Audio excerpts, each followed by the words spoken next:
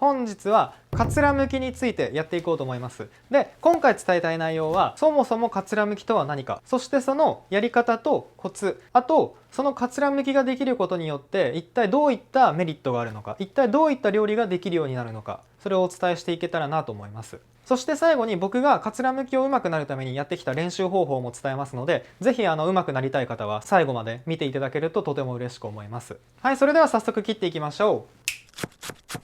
はい、改めておはようございます。キテレツ食堂のおいりと申します。で、早速なんですけど、そもそもかつらむきとは何か皆さんご存知でしょうか？かつらむきっていうのはこういった根菜類とかそういった野菜を帯状に薄く剥いていくことをかつらむきって言います。イメージとしてはもうトイレットペーパーをイメージしてください。トイレットペーパーのようにすることがかつらむきって言います。そして今日はそのかつらむきのやり方とコツをもう徹底解説していきたいんですけど、かつらむきをするにあたってものすごく大事なこと3つ。まず1つ目は使う包丁ですね。切る包丁です。そして2つ目、その包丁の切れ味です。3つ目、持ち方とその姿勢ですね。どういう持ち方でどういう包丁の動かし方をするかによってかつらむきっていうのは全然変わってきます。なのでそれをちゃんと理解して分かった上でかつらむきの練習を始めるとすごく上手くなるので、まずこれを理解してください。では早速包丁のことなんですけど、包丁はどういった包丁を使えばいいのか。包丁っていうのは基本的にかつらむきをするってなったら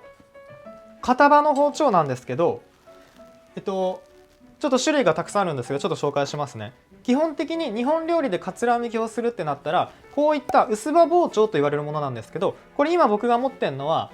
ここが鎌型と言われる鎌薄刃というものです。基本的に薄刃包丁といったらこういった長方形のものを薄刃包丁と言います。で、こういった鎌型と言われるものが今は主流になってます。理由としてはこの切っ先の部分ですね。切っ先が鋭く尖っていることによってやっぱ切っ先って結構料理中使うじゃないですか。なのでこっちの方がいろいろ使い回ししやすいってことでこっちの方が主流になってます。鎌薄刃です。で、こっちの薄刃包丁っていうのはここの切っ先が丸いんですよ。なので切っ先を使う作業っていうのはちょっとやりにくいんですね。なので今の主流はこの鎌薄刃と言われるものです。ただかつらむきをするにあたってはこの切っ先関係ないのでどっちでも大丈夫です。ただもし刃渡りが同じだとしたら長方形のこの薄刃包丁の方が重いんですよ。なので重心がちょっと前の方にずれるのでちょっと鎌薄刃に比べるとちょっと疲れやすいっていうのはあります。で、今回僕が使う包丁はこの2つどっちでもないです。今回僕が使う包丁っていうのはこちらの剥き物包丁と言います。別名剣剥き包丁っていうんですけど、要はもう剥き物ですね。空中作業の特化型包丁って言われる包丁であって、ちなみに剣剥き包丁っていうのはお刺身とかの下に大根のなんかもしゃもしゃしたやつ、あれを剣って言うんですけど、あれを切るために使う包丁なので剣剥き包丁と言います。あともう一個別名の名前があって、これ細工包丁とも言われるんですね。細工包丁って言われる理由はこれ切っ先がかなりとんがってるじゃないですか。なので飾り切りとかそういった細工物めちゃめちゃしやすいんですよ。だから別名細工包丁とも言われます。そして僕がなんで今日この剣剥き包丁、剥き物包丁ですねを使うかっていうと、もうその名の通りもう剥き物特化型なんですね。なのでかつらむきをするにあたってはこの剥き物包丁がもうめちゃめちゃやりやすいんですよ。なので今日は僕はこれを使います。で、この3本ともどれも片刃っていうのが特徴です。ただ片刃ってただ片方だけに刃があるんじゃなくて、これ裏面よく見てもらうと分かるんですけど、裏って平らじゃなくてえぐれてるんですよ。結構これへこんでるんですね。なのでこの裏のへこみっていうのがすごく片刃包丁の特徴で、裏がへこんでることによってそこに空気の通り道ができて食材をあまり擦らずに切ることができるんですね。なので片刃包丁っていうのは端から何かを切るとか剥くとかっていうのにものすごい適してます。だから繊細な作業が必要な日本料理においてはこういった片刃包丁っていうのがすごく必要になってきます。ちなみにそこまでクオリティを求めないかつらむきだったら全然三徳包丁とか牛刀とかあと菜切り包丁とかそういったもう普通の包丁でも全然できるのでやり方は一緒です。ただもうクオリティを求めるならこういった片刃の包丁を使わないともう極薄でかなり繊細な仕事っていうのはできないので、そういうのを目指してる方は是非こういった片刃包丁っていうのを使ってみてください。2つ目の切れ味っていうのはまあ当たり前なんですけど、切れ味は本当に大事になってきます。切れ味の悪い包丁だとかつらむきっていうのはできなくはないんですけど薄くは絶対できないです。なので切れ味のいい包丁で使ってください。そして切れ味の悪い包丁でやると怪我をするリスクが高まるっていうのと、あと正しい技術が身につかないんですね。切れ味の悪い包丁でやると力んだりするので本当に正しい動かし方っていうのが身につかないんですよ。なので上手くなりたい方はもう包丁研いで切れ味いい包丁でかつらむきをするようにしてください。そして3つ目のその持ち方と姿勢とか動かし方ってことなんですけど、ちょっと後ほど詳しくやるんですけど、これは本当に大事で、毎回違う持ち方とかなんかたまにブレたりとかすると全然正しい技術が身につかないので、まずどういう持ち方でどういう動かし方でどういう姿勢でやるかってことを意識することによってもう全然成長スピードが変わってきます。なのでこの3つはまず意識することですね。で最後にその練習方法、具体的な練習方法をお伝えしていきますので、是非最後まで見てください。では早速やっていきますね。まずこの大根なんですけど、一応こういった青い部分と白い部分あるじゃないですか。かつらむきがやりやすいのは白い部分です。白い部分の方が繊維がちょっと弱いんですよ。で青い部分の方がちょっと繊維が強いので、かつらむきがしやすいのはこっちの白い部分です。お尻の方ですね。ただもちろんこっちの青い部分でも最終的にはできなくちゃいけないんですけど、最初練習する時はこっちの白い部分使ってもいいと思います。あとちなみに大根の選ぶ時の目利きなんですけど、大根ってこのひげ根あるじゃないですか。このひげ根の穴ができるだけまっすぐなのを選んでください。たまになんかこのひげ根の穴が螺旋状になってるものあるんですけど、まっすぐな穴の方が品質はいいので、是非スーパーに行った際はまっすぐな穴のものを選んでください。はい、では早速やっていきますね。まずちょっと大根3等分しちゃいます。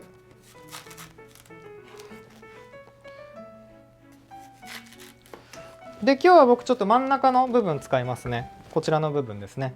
そしてこの切った後なんですけど、こうやってぶつ切りした後って絶対天地が揃ってないんですよ、上下。なのでまずこの天地を完全に平行にすることから始まります。これをちゃんとしてないと後でかつらむきした時にどんどんブレていくので、必ず切った後ぶつ切りした後は天地を揃えるってことをしてください。で天地揃えていくんですけど、この天地を揃える時もちょっとコツがあって、僕右利きなんですけど、右利きの人は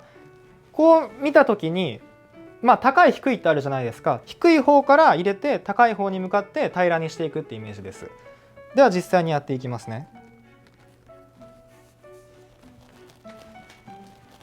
はい、一度切ります。そしてその後裏向けます。そうすると裏ももちろんガタガタなのでこれも天地揃えていきます。ただこの時も低い方を探して低い方を右側に持ってきます。そして切っていきます。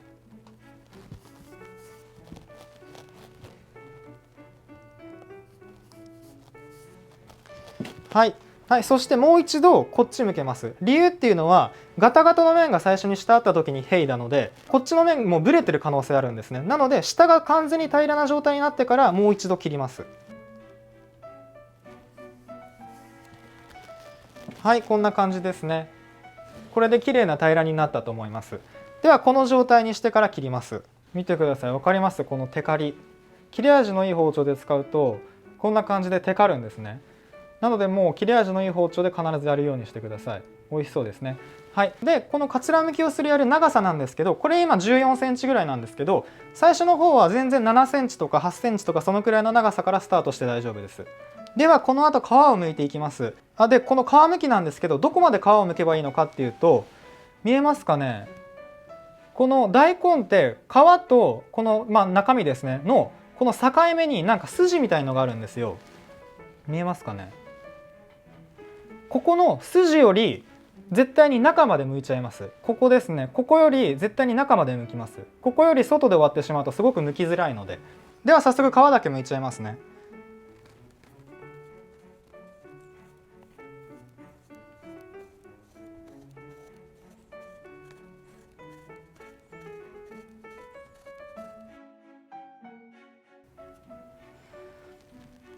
はい、一応こんな感じで皮だけ1周分剥けたんですけど、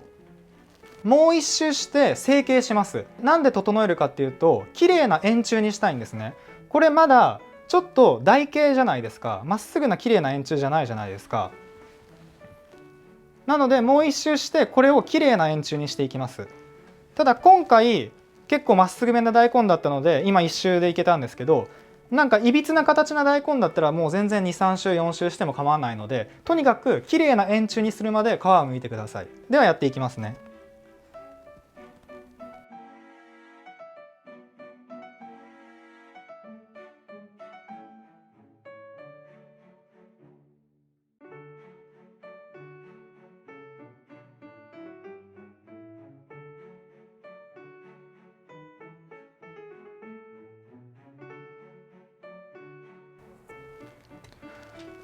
はい、はい、ではこんな感じですね。だいぶ綺麗な円柱にはなったんじゃないかなと思います。皮むきの段階でこの段階までしてください。特に調理師学校の人は大根のかつらむきのテストあると思うんですけど、もし皮むきの時間が設けられてるんだったら皮むきの段階でここまでやっちゃってください。なのでこの皮むきの段階でこれくらいまでの綺麗な円柱にするっていうのがすごく大事になってきます。この状態にしてからかつらむきを実際にしていきます。ではこの持ち方で絶対にやってはいけないこと、絶対にこの食材を握り込まない、絶対にここに空間が空くようにしてください。ここに空間が空くことによってこの大根を回しやすくなるんですね。もう握ってたら絶対大根回さないんですよ。で力んじゃってもう大怪我する可能性あるので、絶対に握り込まない、絶対にここにある程度空間を置く。そしてこの食材を持ってる部分っていうのはもう指の腹の部分だけです。指先だけですね。で食材を持って動かします。食材を持つ手っていうのはこういう食材の持ち方をします。で次、包丁を持つ方の手ですね。この包丁を持つ方の手っていうのはこの親指を包丁のこの顎と言われる部分、ここ顎っていうんですけど、顎と言われる部分に親指を置きます。でその反対側に人差し指を置きます。そしてこの包丁の柄を持つ指っていうのはこの小指と薬指と中指のこの3本で持ちます。なので持ち方はこういう感じになります。こんな感じですね。で包丁を持つ時も食材と同じく絶対に握り込まない、ある程度ここに空間が必要なんですよ。ここになので軽く持つっていう感じですね。これが包丁の持ち方と食材の持ち方です。この持ち方っていうのは本当に大事で、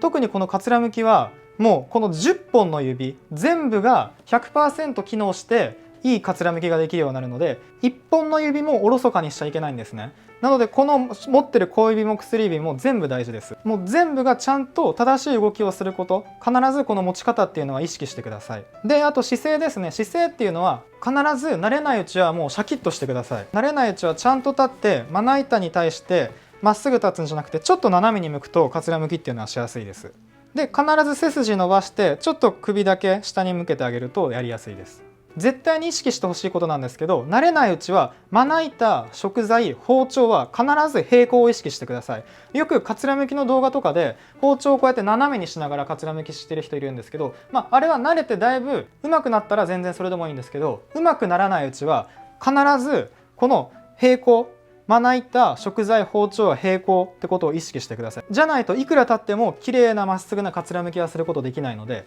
必ずそれは守るようにしてください。はい、ではもう早速やっていきますね。ではやり始めます。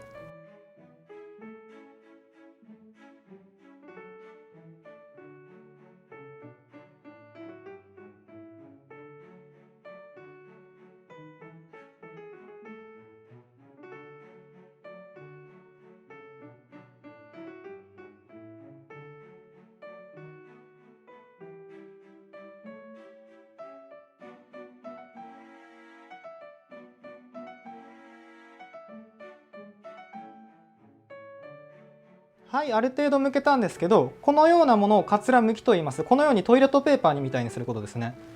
これがかつらむきと言います。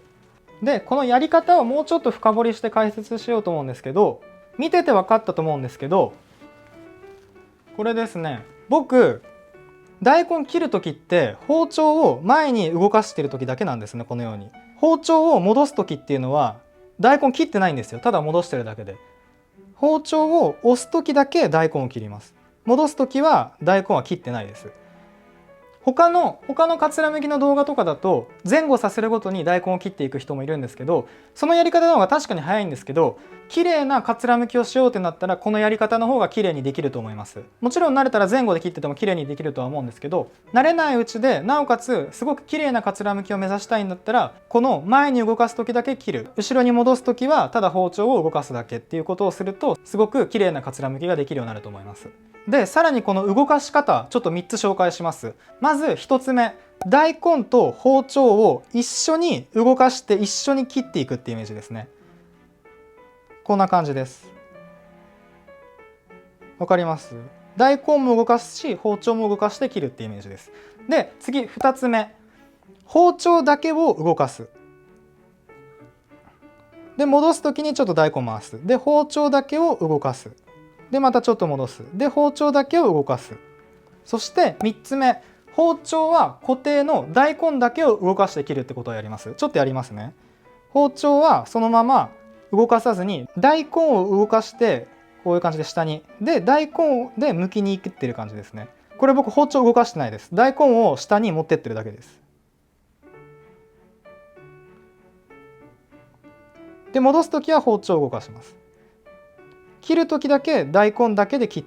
られていきます。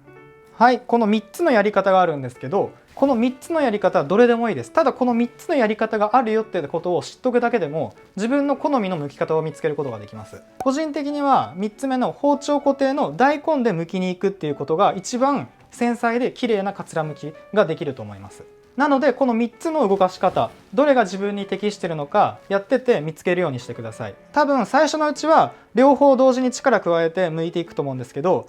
違うやり方もあるって意識して包丁を動かして剥きに行くのか大根を動かして剥きに行くのか、そのどっちかのパターンやってみるとすごくやりやすかったりもするので、是非この3つどれか試してみてください。多分自分好みの剥き方っていうのが分かると思います。はい、ではかつら剥きっていうのはこのようなものをかつら剥きと言います。じゃあこのかつら剥きをしてどういったことができるようになるのか、どういったメリットがあるのか説明していきます。かつら剥きができるようになったらできることの代表的なことなんですけど、特に代表的なものが一応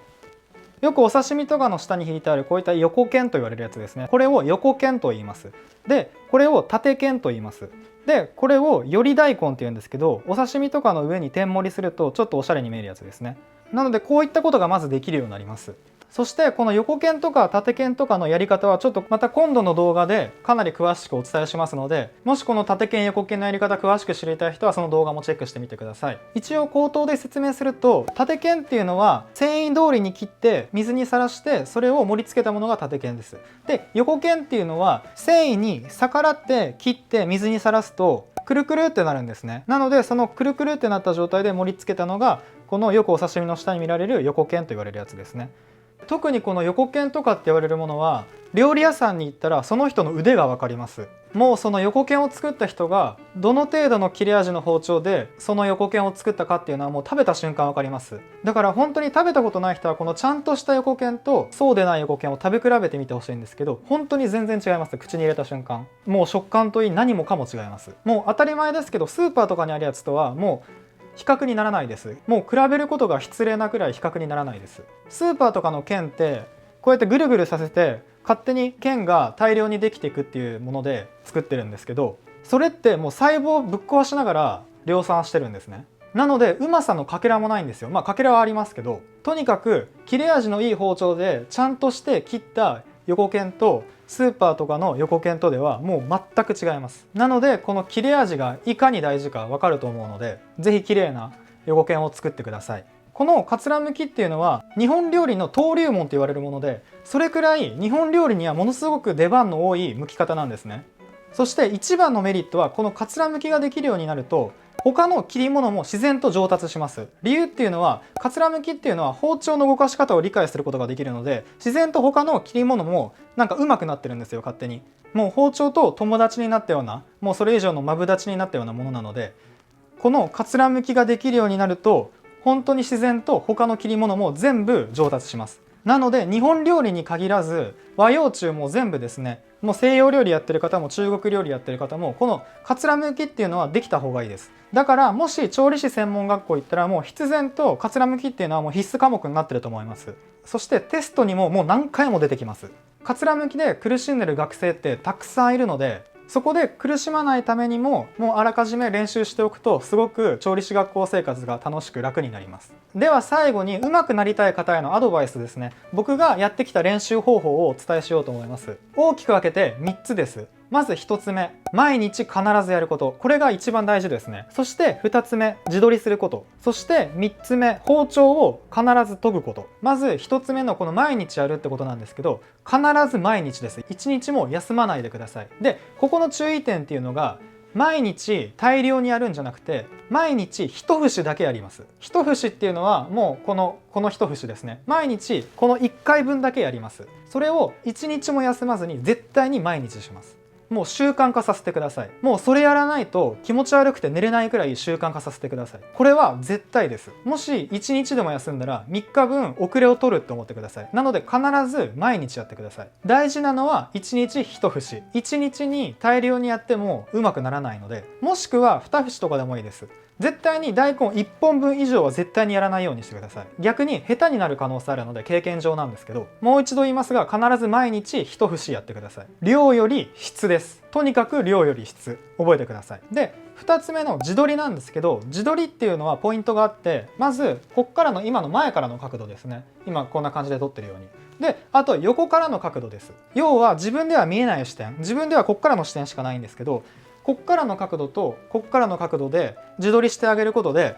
自分が今平行にかつらむきができているのかとか分かるんですよ。逆にそれやらないと分からないので、絶対に自分からは見えないので、さらに別の視点から見ることによって新たな気づきが生まれるんですね。なんか変な癖あるなとか、だんだん時間が経つにつれなんか下に傾いてるなとか、なんか向き方気持ち悪いなとか、そんな新たな気づきが絶対にあるので、必ず自撮りはしてください。自撮りも毎日した方がいいんですけど、僕は週1でしてましたね。もう曜日決めて。で、絶対にそれを見るようにしてください。これが2つ目の自撮りをするってことです。で、3つ目の包丁を研ぐっていうのなんですけど、これはもう大前提ですね。もうとにかく道具です。道具からです。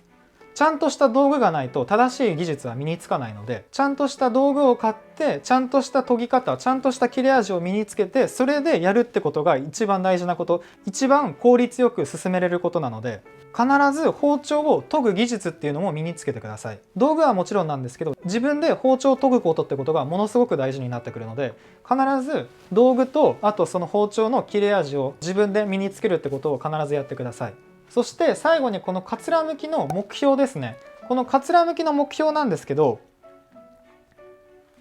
まあその人それぞれ満足度は違うと思うんですけど、一応僕が学生の頃掲げてた目標をお伝えします。僕が学生の頃掲げてた目標4つ言います。まず1つ目、一度も切れない。一度も切れないっていうのは、大根を剥き始めてから剥き終わるまで1回も切れることなく剥き続けるってことですね。切れるもそうなんですけど、切れ目も絶対にないようにってことです。よく最初の頃はのれん状って言うんですけど、のれん状みたいになんか下の方だけ切り込みあったり上の方だけ切り込みあったりとか、その状態とかになったりしちゃうんですけど、それすらも絶対にないってことです。なのでとにかく集中力が大事になってくるんですけど、何回もやることで集中力って絶対に上がってくるんですよ。なので毎日必ずやってください。で、2つ目のずっとまっすぐってやつなんですけど、やったことある人は分かると思うんですけど、最初の頃って絶対こうやってカーブしてくるんですよ。向いてると。それを環状線上とかって言ってたんですけど、その環状線みたいにならないように、もう最初から最後まで常に平行でずっとまっすぐっ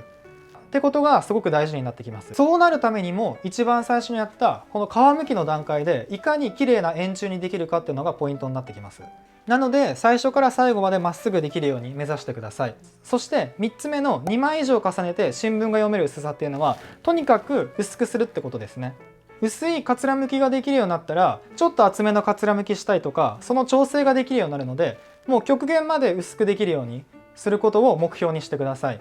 ちょっと今僕がやったかつらむきが何枚重ねて新聞が読めるか、ちょっと実際に試してみたいと思います。はい、ではちょっと実際に試していきますね。実際今ここにかつらむきがあって、それでちょっと新聞を置きますね。ちょっとまな板ごめんなさい。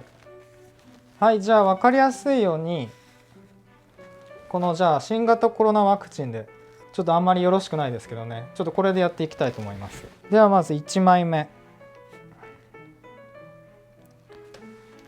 はい、こんな感じですね。次2枚目。